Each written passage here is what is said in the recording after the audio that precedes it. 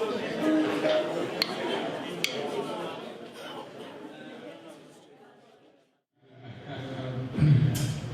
afternoon, everyone. For those who've just arrived, my name is Vusumzi Nkomo, and I'm with Tumi Mogorosi. So we're gonna do this for the next 30 to 45 minutes. But yeah, so it's not a typical panel chat where you just wait for us to finish talking. Yeah, this is not that. Sorry for this situation. So if you want to talk at any point, just like come through, we talk, anything you want to ask to me, please do, and then we proceed, right? Cool. So perhaps I wanted to begin with a very particular, very specific provocation and something to think about for us to push us further in our conversation. This is awkward. I wish I could like.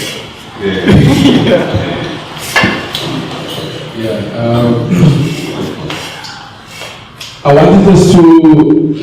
I'm also holding here Tumi's book as well, The Aesthetics, and we started talking earlier this year. There's a couple of conversations. We talked about a lot of things that we did not finish, and recently I've been thinking a lot about the idea of failure, and there's something to do with my age right now. We're quite sentimental about my age, but I'm just thinking about the notion of failure, and in its broadest and most narrow and particular sense, which is to say, in its sense, in its relation to blackness, right? But also the notion of failure as a practitioner, someone trying to do something. The notion of failure as a potential revolution, right? The notion of failure as a writer. What does it mean to fail? And what does it mean to not only fail, but to fail and live with yourself, right? And how, there's not a specific question, but like your thoughts, I'll go on as well what I think about failure, but your thoughts in relation to you, the musician, and the theorist. Yeah, I think for me, we've been having this conversation, I think, with a lot of friends and comrades, that I think the only projects that are worth doing are projects that fail. I mean, there's no other project that is worth doing, because all these other projects are co-opted, are complicated by all these, by the machinery of organization, by the machinery of the violence mechanisms that create aesthetic. So all these things that we are always trying to push towards as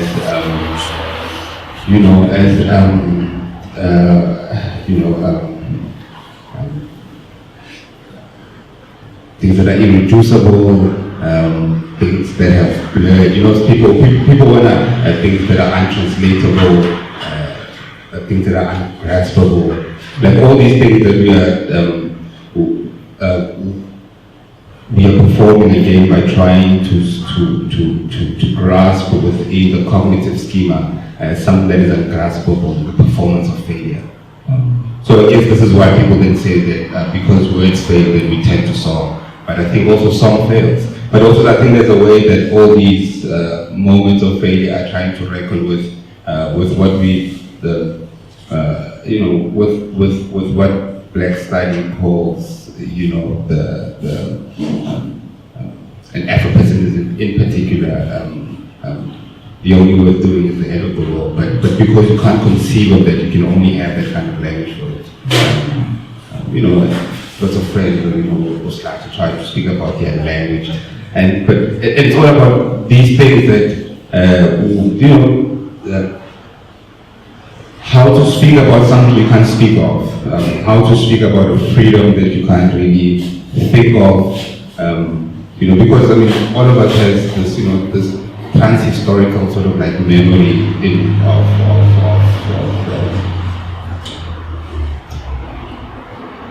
we always say, whenever you speak about blackness, you're in a double bind because you know, a lot of people want to use this moment as a moment of celebration, but also you can't get away from the burdened historical accumulation of what it means to be black in the world.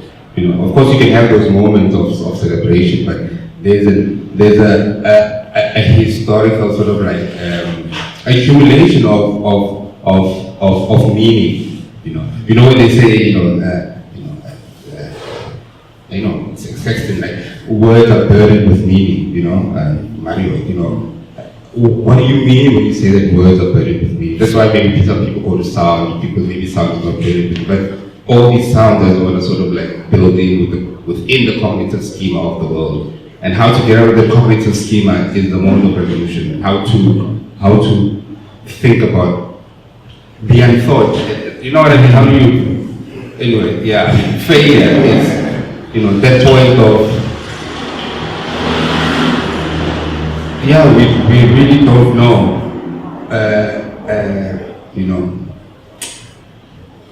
what it would feel like to be free.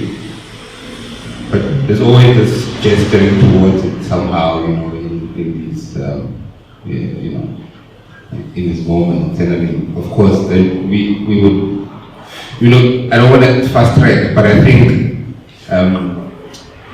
all these conversations lead to a point where, in the collection, the time that Biko lives, there's a conversation around what it means to be present as black, and not to check your blackness at the door when you come in, but to be present with it all the time, right? And I mean, and then of course, Wilderson provokes with the problematic of presence, Biko and the problematic of presence, and how, okay, yeah, let's be there. I was precisely part of the problem that the problem rises as the question is because blackness is already structurally a failure, right? That then there must be an article that is written that interrogates blackness as a possibility to be present is already a consequence of a kind of failure, right?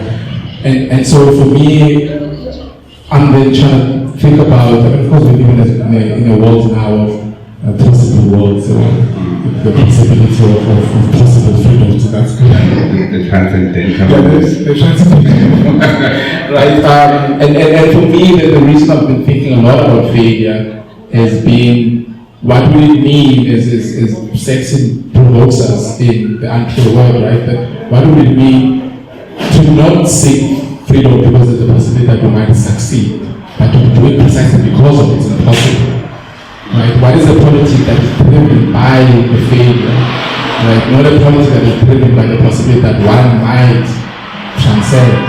That one, therefore, the minute one fails, right? When one is not great, his friend would say that it's almost like a big mark, right? The minute one fails, there's a shock there, right?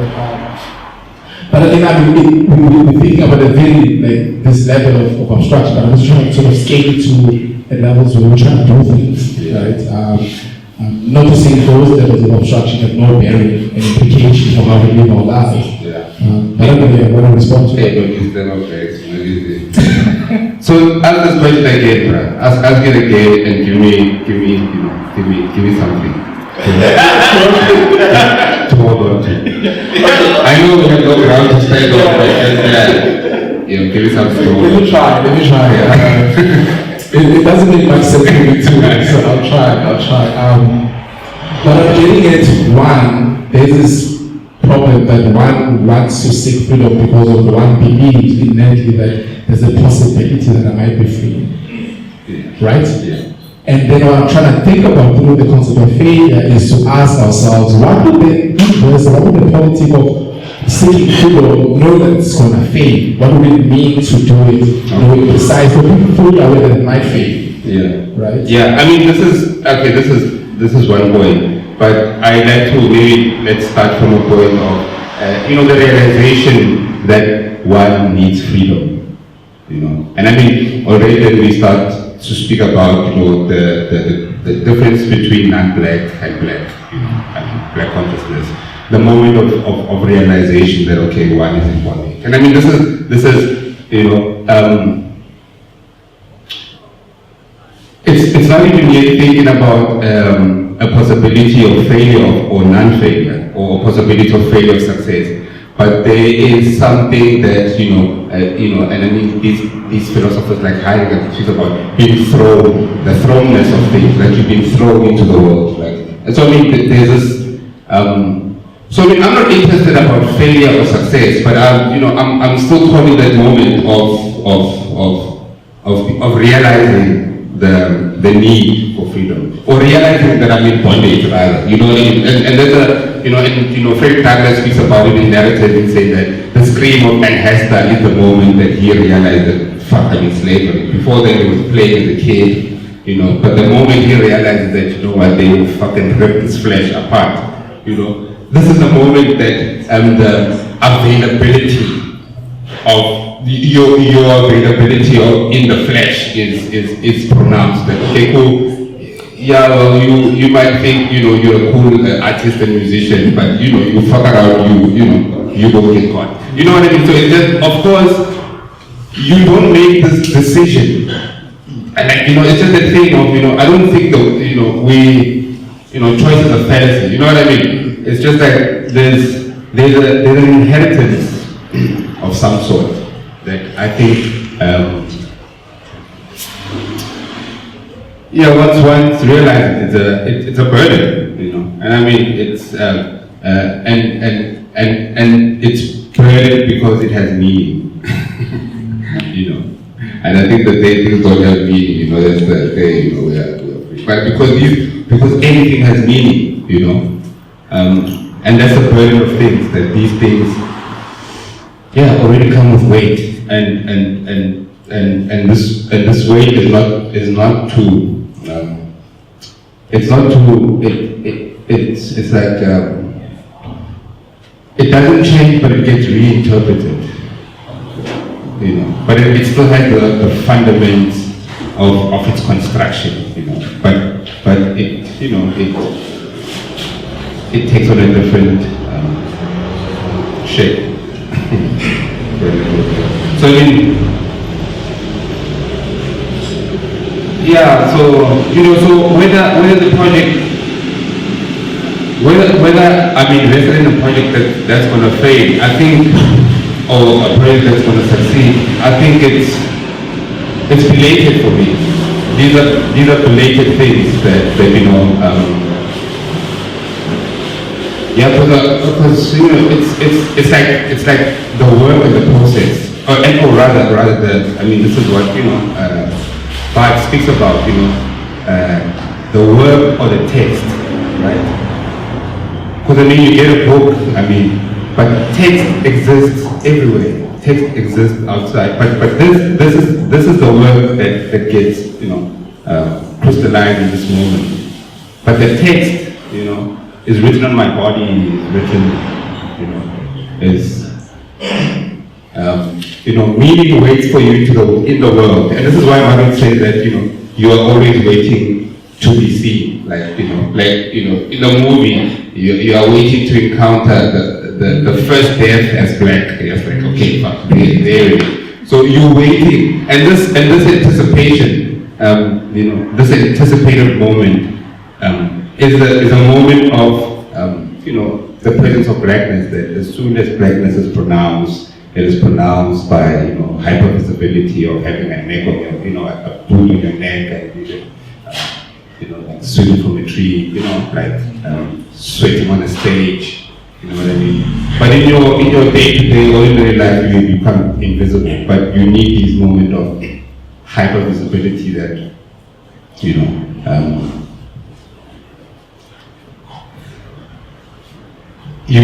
that leaves your body to be available for pleasure, whether pleasure, psychedelics, suicide, like pleasure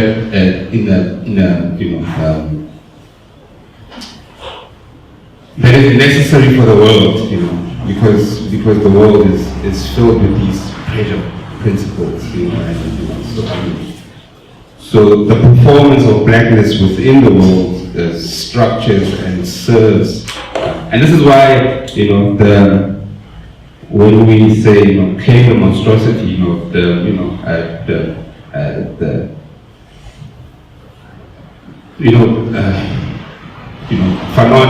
violence that cleanses, right? That you stay in the hold of blackness. You don't try to, get us in or transcend.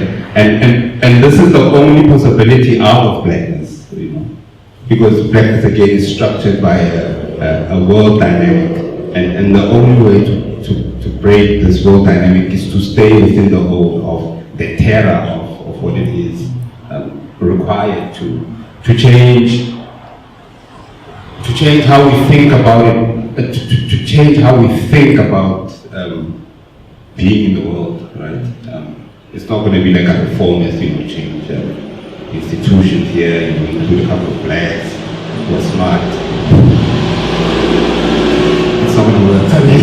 Yeah, 10 into 10, it's not going to work. So I think that there's a thing that,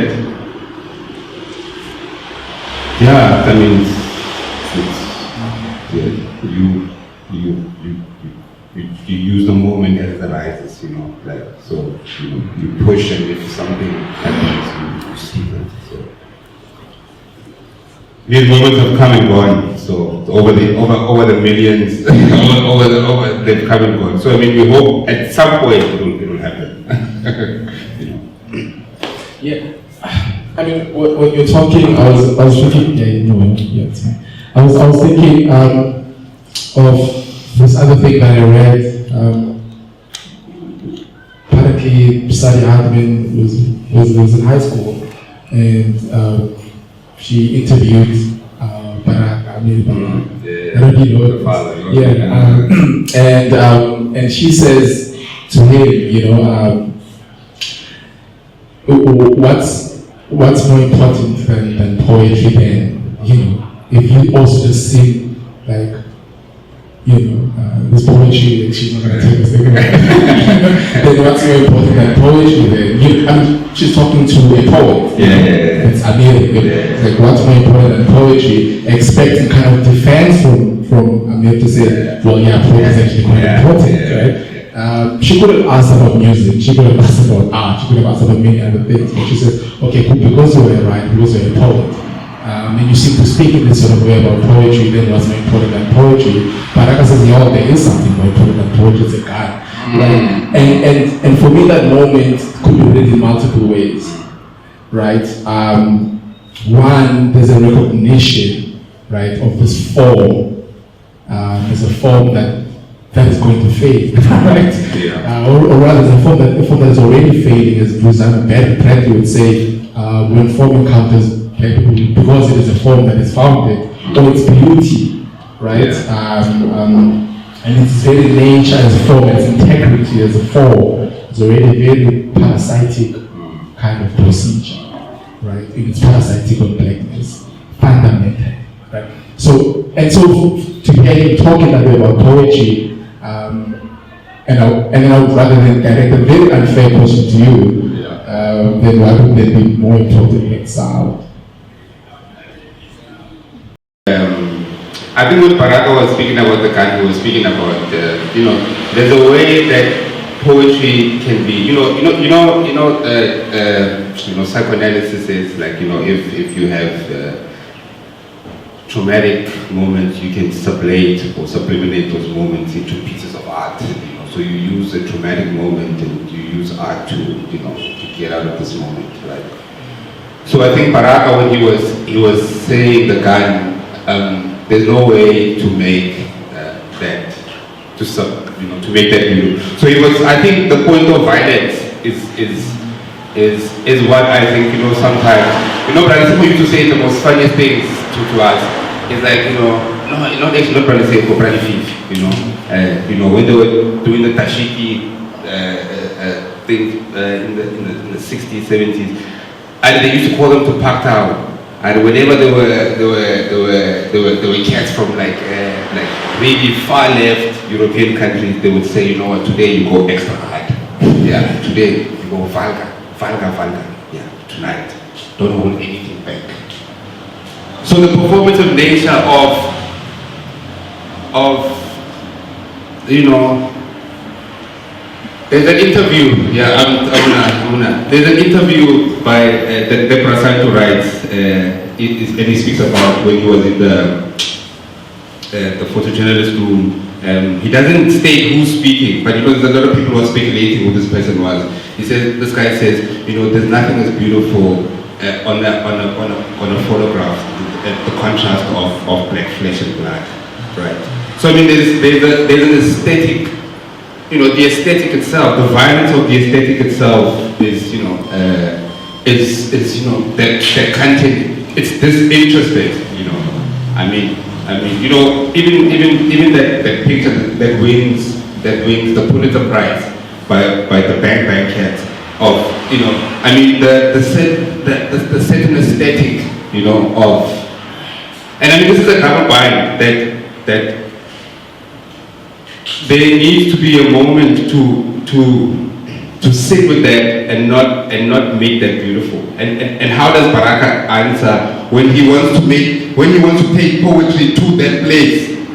But now every time he's trying to take poetry to that place, it gets recuperated by some beautiful gesture. Oh, you know those, how you string those words together. It's, you know what I mean? It gets recuperated by all these meanings of the beautiful, you know. And how to make it sit with that very uncomfortable thing of you know, of the Freedom Project, you know. And I think that's the tussle, you know, of poetry, you know, of jazz music, of sound, of you know. Yeah. I mean, if there are art historians here could use a hand. In the pursuit of the form that is abstraction, right? At the heart of the pursuit is already inscribed into blackness, right? If one looks at that black square by who's it? Malavich, right? It's a black square. And in pursuit, it's a certain kind of anti-representation kind of mode, right, of picture making. So really underneath that black square, there's a racist joke there about some Negro somewhere. I don't know the actual story.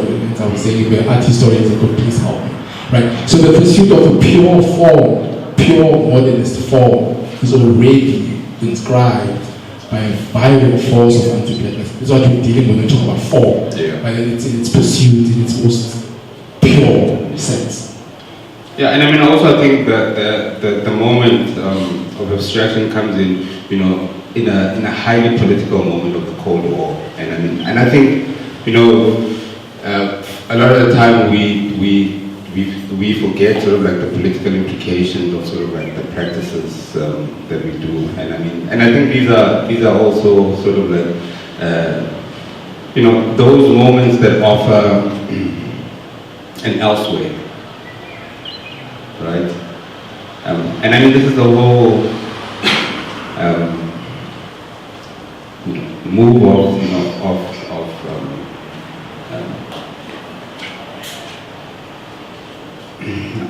I don't know how to say it, but there's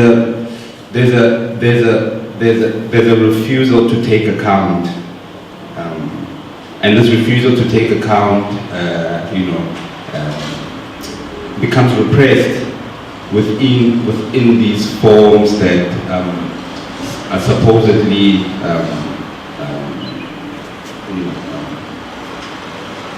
irreducible to some kind of meaning. Even if you want to use that irreducibility as a meaning for the political itself, then it has some kind of a refusal for that. You know, so yeah, I don't, because I'm thinking about something, but I can't get to it. I mean, when you talk about repression, particularly within the register of psychoanalysis, I'm thinking of a passage in a book by Deleuze, right, where he talks about he says, well, isn't the things that return those that are not only repressed, but those things that we've buried too soon and we did not sit and work them through? Aren't those things that return back to haunt us? And I was like, yeah, that's good and well, my French brother. But I'm also just horrified about those things that we also don't take too quick to, to bury. I'm also equally horrified by the other things as well, that even if we were to bury for 400 years, they're still going to return. They don't return because we buried them too quick, right? And for me, I'm trying to get into a question here. So, for me, I'm thinking about your approach to, rather, your interest in choral music as a form, and also as a particular tradition that is long. I don't know who here is present to Tumi's album, but I was also allow you to maybe say a word or two about it. Particularly, I mean, at least I'm interested in this question of choral music as a form, right? That carries certain things and certain memories, right? There's a particular tradition that runs across, and how you stumble on it, and why it's so interesting to you. No, I mean,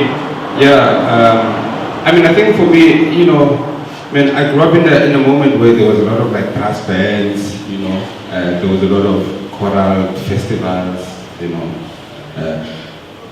so I think also these are the things that, that are unconscious, right? Like,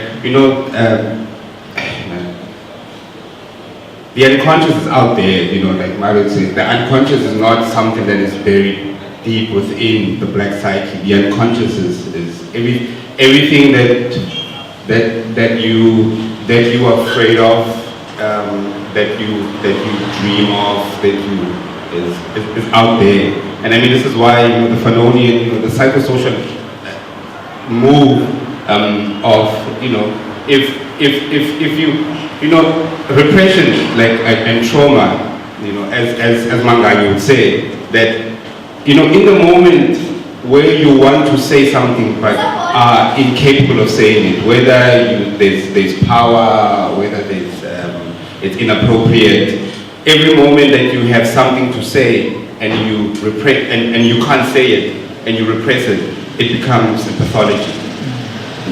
So pathologies are created by these moments of the inability to do that which you want to do. So if you want to dance and then they say, hey, these vulgar black bodies, when they start moving, and I mean, cats like Arthur Jaffa would want to recuperate moves of black virtuosity and then put them across geographies, so I mean, all these moves that we are trying to recuperate, they have a historical meaning that we are trying to save these things from, So I mean, I think, and this is the double bias that the world and blackness, are sort of like imbricated. The world is possible because there is a black in the world, and only this black consciousn's position of using it as a moment of antagonism can that be a way out of blackness, and there's a trying to think about positionality as opposed to identity, and I mean, and I think all these, identity politics sort of like, custodians that sort of like, are holding on to the historical meaning and trying to recuperate it and say, despite of all that has happened, look at you today, right? You know what I mean? So, I mean, trying to move that moment that, okay, cool, out of such trauma, it can produce genius. Just like, look at all. I mean, this is what goes on in terms of the black cultural production that It's just that, you know, the blues, like, you know, extreme suffering, you know, will create the greatest song. It's just like there's this, you know, and I mean, Anton Fali will speak about the fetish, you know, that there's this, and I mean, you know, and the crazy thing about all this thing, you know, when Mario speaks about the black imago, that even the black psyche itself is anti-black. Participate. Yeah. You know, we used to grow up like wanting to be crazy because we wanted to be called a genius musician, because this is what we know. So you know, some friends didn't come back from those attempts. You know, so I mean, I think there's all these things that are, you know, both at the level of the unconscious that is living out there. You know what I mean? The need to participate within the spectre of sort of like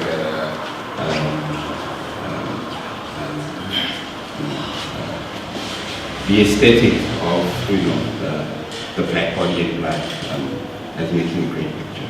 I want to know what is choral music doing in that project? What is its function? Yeah, no, I didn't answer that.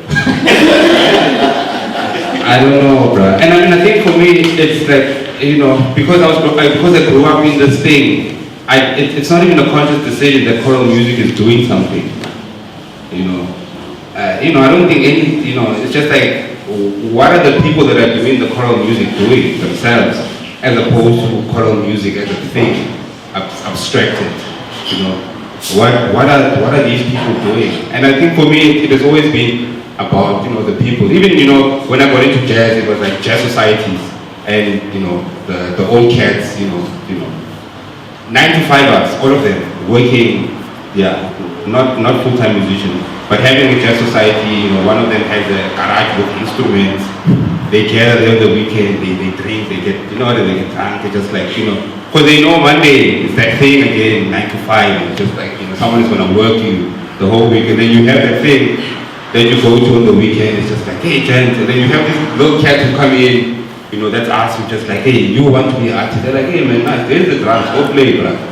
You know, they do, you know what I mean? For them, it's a social thing. Music is not for you to be a virtuoso, but it's just like, okay, cool, no, we are in the space together. We are here to talk about the shit that's going on, you know. It's just, you know, the moment. But they never think about it as, you know what I mean, outside of its moment, again, of failure, you know what I mean? Because he knows that, you know, this is a short-lived moment. It's like I'm coming up for you know, a breath, can't breathe, and then I'm going back in for the deep dive because, you know, there's no way out, you know. So I mean, I think the choral serves as that, you know, just it's all something that's here. I don't think it's special. It's not, you know, it's not, you know what I mean? It's something that, you know, that's here. That's, you know, that we do, you know. So I mean, I think there's a problem of also trying to make these things, you know, as a way for the industry to also work and to function. You know, people take things that are practiced at the corner into a studio, and then all of a sudden, you know what I mean? The cycle. Can I read something? Because when you were talking, I kept on thinking of this passage, and I realized that I was meant to read it initially. This is from Marriott's book called Haunted Life. The first passage is from chapter 7 called Bonding Over Phobia. And he writes that, I know I am black. Even so, I occasionally fantasize and dream about being colorless, or at least invisible. Often I allow myself the comfort of placing this confused identification in my experience of everyday life, as if racial visibility and violence existed solely in the public domain, or only inside the heads of some hate-filled white people rather than in the minds and fantasies of black people. But I mean, I think we can return to that perhaps by way of, I don't know if you wanted to indicate it. No, I think there's a way to open. Yeah, there's a way to open for everyone. Yeah. I think,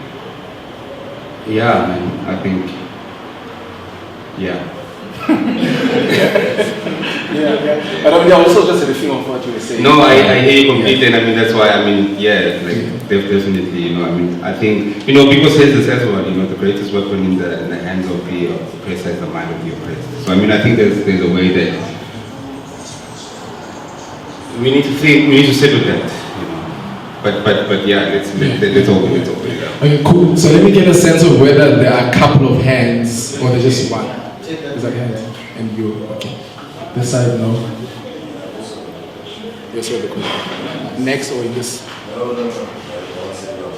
Oh, okay, cool. So we'll start completely. Yeah, thanks, man. No, but this project of faith that you talk about, right? And also in relation to mechanisms as a faith of simplification, unlike a normal symbol that has to signify something in faith, blackness fails in that level. So even you find that it's quite hard to talk about blackness and meaning, right? Because how does something that fails to signify mean anything? And so to think about this project of failure and the possibility of the black art, whatever, could we argue that if we take this argument seriously, there's no such thing as black art? Because I think we've touched on this some time before. Art as a moment of transcendence. Music is a particular transcendental part which then gives us a particular meaning we relate. But if you say that blackness is a failure of simplification, then what we call what we do as what you guys do as so-called cultural practitioners, as black cultural practitioners, what can we call that? Because clearly you cannot call it art in the traditional sense, because there's a serious way of signification that takes place there. Yeah, no, just to jump in and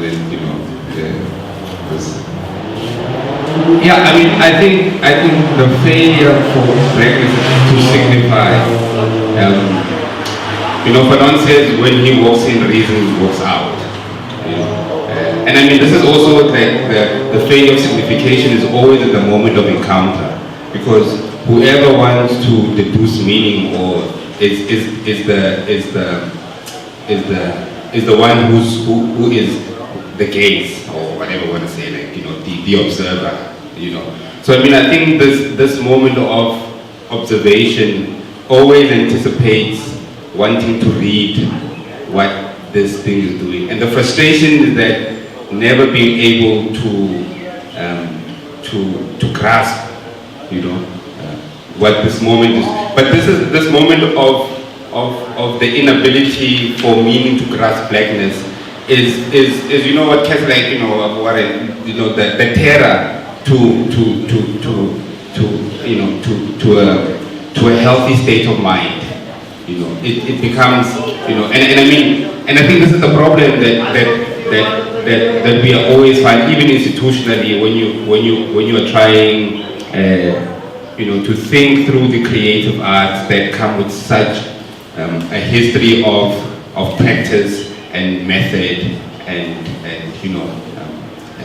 technique, So I think this is like when and then you become undisciplined, you know, because you don't.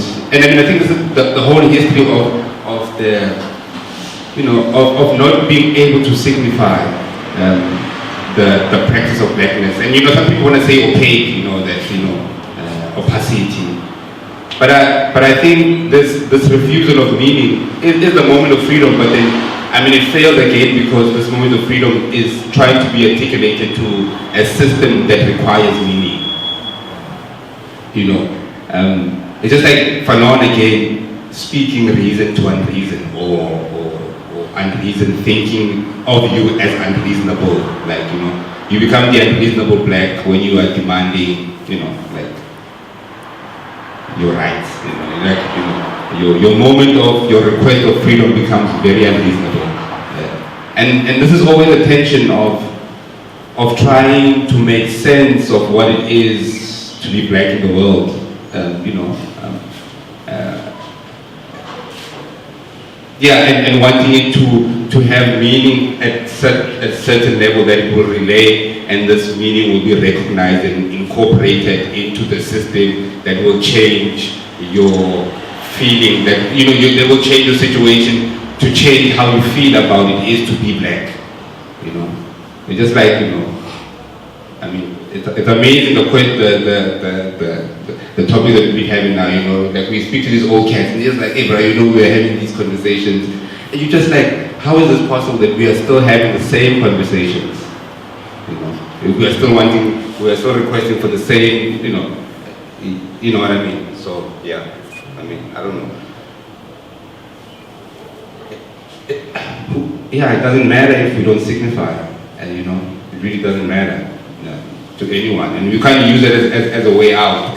And, you know, it's like, yeah, I'm mysterious. It's not gonna fucking help you. Yeah. So I think that's a tragedy, actually, that you can't be an artist. You know what I mean? Yeah, you'll be homeless very soon, very quick. You know what I'm saying? So I mean, fuck, bro, it's serious, man. Yeah, man. I mean, I think in terms of practice, this is the tricky part, you know, that I mean, and this is the thing about study, you know. It's like, I mean, it requires study, man. It requires, like, you know, shit must be, you know, shit is serious, you know. I mean, you know, the stakes are high. You know, so I think, you know, like everything, man, we should try our best at everything. I don't know, and I think, you know, that push is always important to be able to see the gaps in that thing. I think we should know it so well. You know what I mean? We should study this thing like extremely, you know, intensely, so that we can figure out the spaces and the loopholes, even if it's just for a moment of breath, until we can get our shit together. You know what I mean? It's fucking great. You know, and there's no way for you to give any kind of sense argument for them to hear you. Yeah. So I mean, I think we find ourselves in that place, man, where I mean, I don't know, bro, but we're trying, man, just as hard as we can, all these things to make a move. Yeah, thanks, man. Thanks a lot. Thanks a lot for your time.